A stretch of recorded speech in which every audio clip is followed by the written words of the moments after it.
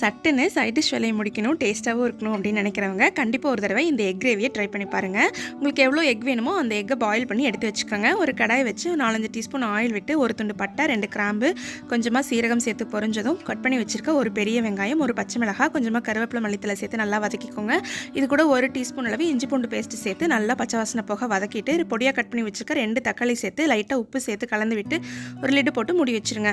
ஒரு 2 நிமிஷத்துக்கு அப்புறம் பார்த்தீங்கன்னா தக்காளி நல்லா சாஃப்டாக குக் ஆகிருக்கும். இது கூட 1/4 ஸ்பூன் மஞ்சள் தூள், 1 ஸ்பூன் மிளகாய் தூள், 2 ஸ்பூன் மல்லித்தூள், 1/2 ஸ்பூன் கரம் மசாலா சேர்த்து பவுடர் மசாலா எல்லாத்தையும் பச்சை வாசனை போக வதக்கினதுக்கப்புறமா லைட்டாக தண்ணி சேர்த்து இந்த கிரேவியை மூடி வச்சுருங்க. ஒரு 2 நிமிஷம் கொதிக்கட்டும். அதுக்குள்ளே நம்ம பாயில் பண்ணி வச்சுருக்க எக்கெல்லாம் இந்த மாதிரி கீரி எடுத்துக்கோங்க. 2 துண்டு தேங்காயும் பேஸ்ட்டு அரைச்சி எடுத்துக்கோங்க. கிரேவி ரெடியானதுக்கப்புறமா நம்ம பாயில் பண்ணி வச்சுருக்க எக் எல்லாத்தையும் சேர்த்துட்டு அரைச்சி வச்சுருக்க தேங்காய் பேஸ்ட்டும் சேர்த்து லைட்டாக தண்ணி சேர்த்து ஒரே ஒரு கொதி மட்டும் விட்டு ஸ்டவ் ஃப்ளேம் ஆஃப் பண்ணிடுங்க. ரொம்ப நேரம் கொதிச்சதுன்னா எக் வந்து ஹார்ட் ஆயிரும். ஒரு கொதி விட்டாவே போதும். மேலால் கொத்தமல்லி தலை தூவி இறக்கணும் அப்படின்னா சுட சுட எக் கிரேவி ரெடி.